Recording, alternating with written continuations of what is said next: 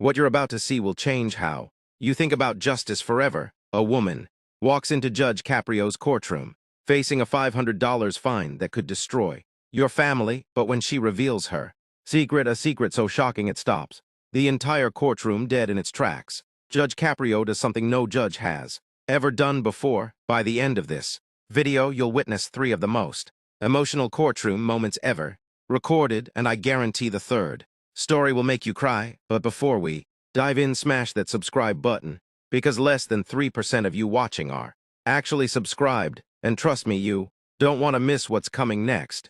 It was a typical Thursday morning in Providence Municipal Court when everything changed. Judge Frank Caprio, known worldwide for his compassionate rulings, had no idea he was about to encounter the most heart-wrenching case of his 30-year career. At exactly 10:23 a.m., a woman quietly entered the courtroom. Sarah Thompson, 32 years old, moved carefully, almost gingerly, taking a seat in the back row. She wore loose-fitting navy sweater despite the warm September weather, constantly adjusting it, pulling it down over her midsection. To everyone else in that courtroom, Sarah looked like any other defendant, maybe nervous, maybe running late for work, but Sarah was carrying a secret that would soon stop Judge Caprio's courtroom dead in its tracks. And guys, what happens next is exactly why you need to hit that notification bell, because stories like this don't come around often. Sarah Elizabeth Thompson, the clerk called out. Sarah stood up slowly, much more slowly than a healthy 32-year-old should. As she walked toward the defendant's stand, Judge Caprio's trained eye noticed something: the way she moved, the pale complexion despite carefully applied makeup, the way she held herself. Miss Thompson, Judge Caprio began reviewing her file. You're charged with failure to appear for jury duty 3 months ago and failure to pay the subsequent fine. The total amount owed is $500. Now, $500 might not sound like much to some of you, but for Sarah's family, it was devastating. Her husband worked 2 jobs, they'd already lost their house, and were living with his mother. But that wasn't even the worst part. Sarah nodded, her hands clasped tightly in front of her. Can you explain why you failed to appear for jury duty and why this fine hasn't been paid? Judge Caprio asked. This is the moment everything changes, guys. Sarah opened her mouth to speak, then closed it. She looked around the courtroom at other defendants, at the court reporter typing every word, at the security guard by the door. Your Honor, she finally whispered, I was in the hospital that day. Judge Caprio leaned forward. In 30 years on the bench, he'd heard every excuse imaginable, but something in Sarah's voice told him this wasn't an excuse. What kind of hospital stay? He asked gently. Sarah's eyes filled with tears. She glanced around the courtroom again, then back at Judge Caprio. I was getting chemotherapy, Your Honor. Boom. The entire courtroom fell silent. The woman next to where Sarah had been sitting gasped audibly. The security guard, a tough ex-cop who'd seen it all, straightened up. Judge Caprio sat down his pen. Miss Thompson, are you telling me you have cancer? Sarah nodded, unable to speak. And you were receiving treatment on the day you were supposed to report for jury duty? Yes, sir. I started treatment in June. Jury summons came while I was already in chemotherapy. I called the jury office, but they said I needed documentation from my doctor, and I was so sick from the treatments I couldn't get the paperwork together in time. But guys, this is where the story takes an even more incredible turn. Judge Caprio stood up from his bench, something he rarely does during proceedings. He walked around to eliminate the formal distance between bench and defendant. Miss Thompson, what type of cancer are you battling? Sarah's voice broke. Breast cancer, Your Honor, stage 3. Found out I was pregnant and had cancer at the same time. Did you catch that? Pregnant and cancer at the same time.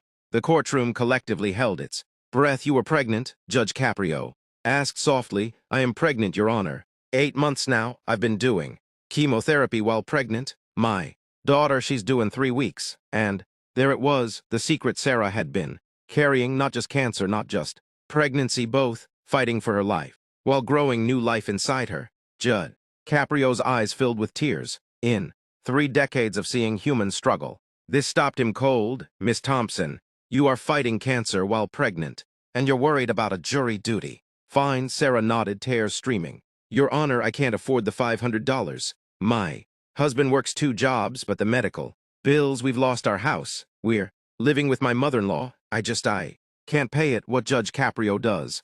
Next, we'll restore your faith in humanity, but first, if you're enjoying the story, show some love by hitting that like button. It really helps the channel grow. Judge Caprio walked back to his bench, but not to sit down. He opened his desk drawer and pulled out something unexpected, his personal checkbook. Miss Thompson, here's what we're going to do. Not only am I dismissing this fine completely, but I want you to know something. He wrote out a check, tore it from the book, and walked back to Sarah. This is a personal donation to help with your medical expenses. And Miss Thompson, yes, Your Honor, you are the bravest woman who has ever stood in my courtroom. You are fighting for 2 lives, yours and your daughter's. That makes you a hero in my book. Sarah Paul / the courtroom erupted in applause. People were openly crying.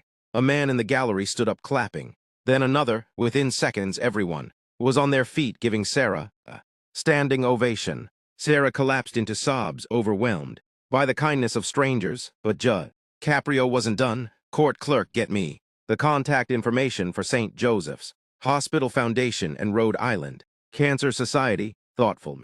Thompson, you're not fighting this alone anymore. The aftermath will blow your mind, guys. 3 weeks later, Sarah gave birth to a healthy baby girl, Sophia Grace Thompson. Her cancer was successfully treated, caught early thanks to pregnancy screenings. The donations that poured in after the court video went viral paid for her entire treatment and helped her family get back on their feet. But we're just getting started. That story probably has you emotional, but wait until you hear what's coming next. Guys, what you just witnessed was incredible, but I need you to prepare yourself for what's coming next. An 82-year-old World War II veteran walks into Judge Caprio's courtroom with a secret hidden under his sleeves for over 50 years. When Judge Caprio discovers what's on this man's arms, he does something no judge in American history has ever done before. And I'm warning you right now, if the first story moved you, the second one will absolutely destroy you emotionally. But here's the thing, only 2.8% of people watching this video are subscribed. If you want to see more incredible stories like these, hit that subscribe button right now. It's free. It takes 1 second, and it helps us bring you more life-changing content. It was a cold February morning when 82-year-old Robert Bob Martinez shuffled into Judge Caprio's courtroom.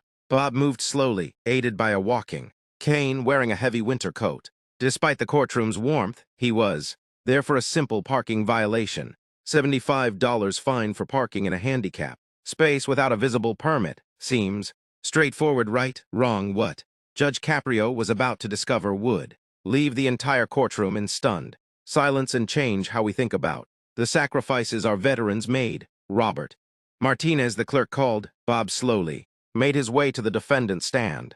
Judge Caprio noticed immediately that, despite his age, Bob stood with military posture, shoulders back, chin up. Once a soldier, always a soldier.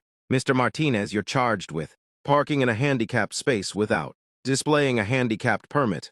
The fine is $75. Do you have anything to say? Bob cleared his throat. Your Honor, I do have a handicapped permit. I forgot to hang it up that day. Now, guys, pause for a second. Judge Caprio has heard this excuse hundreds of times. Usually, he'd ask to see the permit, maybe reduce the fine if the person actually has one, but something about Bob's demeanor made him dig deeper. Mr. Martinez, I see here you're 82 years old. Can you tell me about your handicap?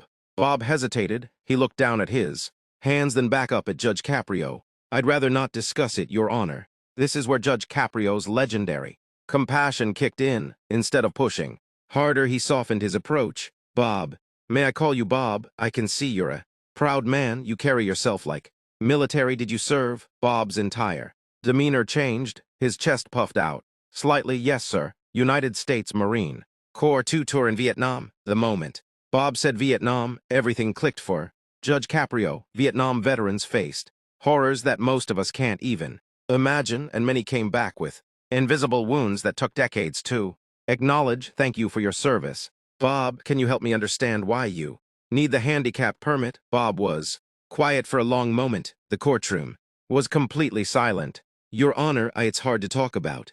Judge Caprio stood up and walked around his bench, his signature move when he sensed someone was struggling. Bob, There's no judgment here. We're all friends. What's going on? Bob looked around the courtroom, then back at Judge Caprio. Slowly, very slowly, he began rolling up his sleeves. Guys, what happened next shocked everyone in that courtroom. Bob's arms were covered in scars, deep, jagged scars that told a story of unimaginable trauma, but that wasn't all. On his right forearm, barely visible through the scar tissue, were numbers tattooed in faded black ink. Judge Caprio's eyes widened. Those weren't military tattoos, those were softly. Bob, Judge Caprio said softly, are those concentration camp numbers?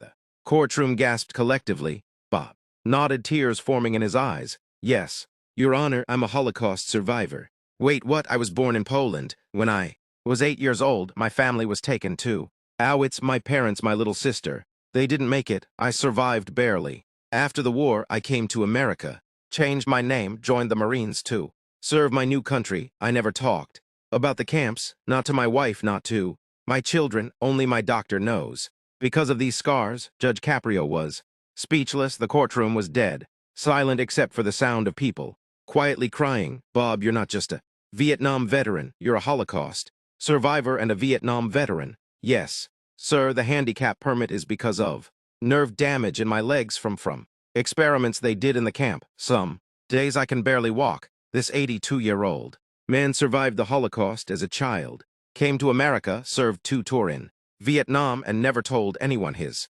story, and he was embarrassed about needing a handicapped parking permit. Judge Caprio walked over to Bob and did something unprecedented. He hugged him right there in open court. A judge hugged a defendant. Bob, not only am I dismissing this fine, but I want you to know something. You are the definition of American courage. You survived the unthinkable, then volunteered to serve the country that gave you freedom. The courtroom erupted. Everyone was on their feet applauding.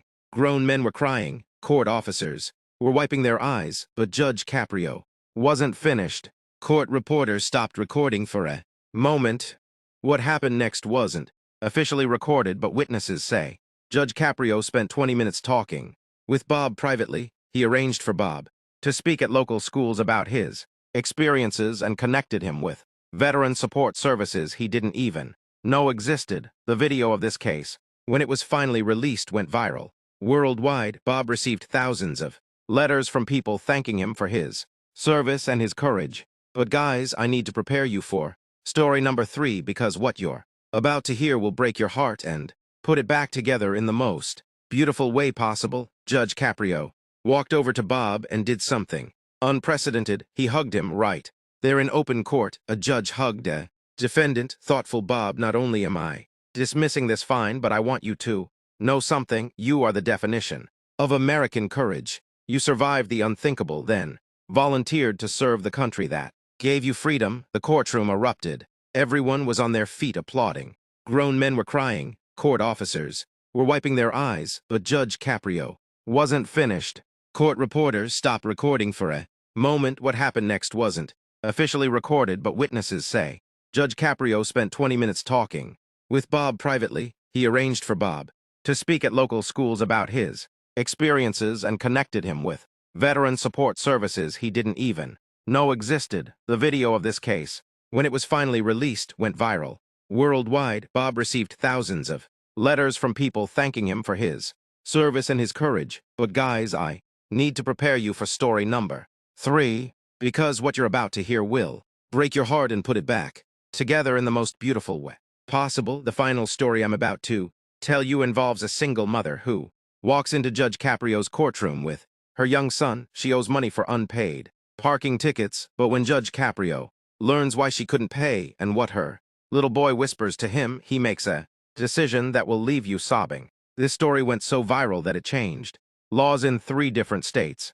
If you're not subscribed yet, subscribe right now, because content like this is exactly why this channel exists. Maria Santos walked into Providence Municipal Court holding her 7-year-old son Diego's hand tightly. She wore her work uniform. She was a janitor at the local hospital, working night shifts so she could be with Diego during the day. Maria was facing $800 in unpaid parking tickets, accumulated over 6 months. For a single mother working minimum wage, it might as well have been $8,000. Maria Santos, the clerk called. Maria approached with Diego by her side. Judge Caprio immediately noticed the little boy, well-dressed, clean, clearly well cared for despite their obvious financial struggles. Miss Santos, you have multiple parking violations, totaling $800. These tickets were issued near St. Mary's Elementary School. Can you explain? Maria looked nervous. Her English wasn't perfect, but she spoke clearly. Your Honor, I know I parked wrong. I work at a hospital from 11 o'clock p.m. to 7 a.m. I pick up Diego from my neighbor who watches him, and I have to drop him at school by 8 a.m. Then I go home to sleep before work again. Here's where the story gets complicated. Guys, the parking near the school, it costs money. The meter it takes quarters. Some days I don't have quarters. Judge Caprio looked confused. Miss Santos, the parking meters take credit cards now. Maria looked down, embarrassed. Your Honor, I don't have credit card. I don't have bank account. I cash my check at store and I keep money for rent, food, Diego school supplies. Sometimes there is no money left for parking meter. This woman was getting parking tickets because she couldn't afford quarters for the parking meter. Judge Caprio leaned forward. Miss Santos, why don't you have a bank account? I had one before, but when Diego's father left, I had no money. The bank, they charged fees when my account was empty. I owed them money, so now no bank will let me have account. Judge Caprio was starting to understand. This wasn't someone trying to cheat the system. This was someone trapped in a cycle of poverty that made following the rules nearly impossible. Miss Santos, tell me about your son. How is he doing in school? Maria's face lit up for the first time. Diego, he is so smart. He gets all A's. His teacher says he could go to college someday. Diego tugged on his mother's sleeve and whispered something to her in Spanish. What did he say? Judge Caprio asked gently. Maria hesitated. He wants to know if you're going to put me in jail. The entire courtroom felt that punch to the gut. Judge Caprio looked at Diego, this 7-year-old boy who was worried his mother might be taken away from him over parking tickets. Thoughtful Diego, can you come here? Diego walked slowly to Judge Caprio's bench. Diego, I'm not going to put your mom in jail, but I want to ask you something. Do you help your mom? Diego nodded seriously. I help count the money for groceries, and I help carry the heavy bags from the laundry. Surprised you help count grocery money? Why?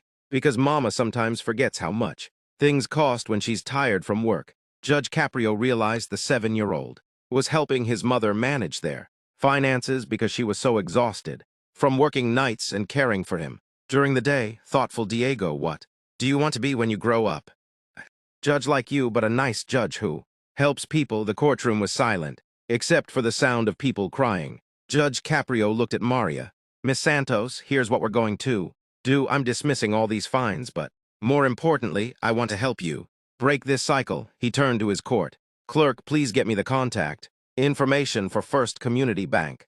Miss Santos, they have a program for people in your situation to open a bank account with no fees. Then he did something extraordinary. Judge Caprio reached into his wallet and pulled out a roll of quarters. Diego, this is for your mom's parking meters, but I want you to promise me something. Keep getting those A's, okay? But Judge Caprio wasn't done. Court officers, please escort Miss Santos and Diego to my chambers. I want to discuss some resources that might help. What happened in those chambers changed their lives forever. Judge Caprio connected Maria with a hospital program that provided daytime child care for night shift workers' children. He helped her open that bank account, and he arranged for Diego to receive a scholarship to a private after-school program. But the most incredible part, 6 months later, Diego wrote Judge Caprio a letter. Maria had gotten promoted to a day shift supervisor position. They'd moved into their own apartment, and Diego was still getting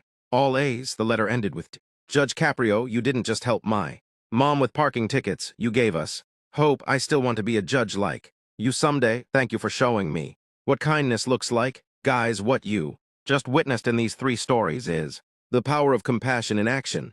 Judge Frank Caprio didn't just follow the law. He saw the human being behind each case and chose to make a difference. Sarah Thompson, the pregnant cancer patient. She's now cancer-free. Her daughter is thriving, and she advocates for other cancer patients going through treatment. Bob Martinez, the Holocaust survivor and Vietnam veteran. He now speaks regularly at schools and has become a powerful voice for veteran awareness. And Maria Santos, she eventually became a nurse at the same hospital where she once worked. As a janitor, Diego, he's now 12 years old, still getting straight A's, and still says he wants to be a judge. These stories prove that sometimes the most powerful thing we can do is simply treat each other with kindness and dignity. If these stories moved you, smash that like button, subscribe to the channel, and share this video with someone who needs to hear these stories today, because in a world that can feel divided and harsh, stories like these remind us that compassion is still alive and well. And, guys, if you want to see more incredible stories of human resilience and kindness, check out my playlist of the most emotional courtroom moments ever recorded. Trust me, you're going to want to see what happens next. Thanks for watching, and I'll see you in the next video.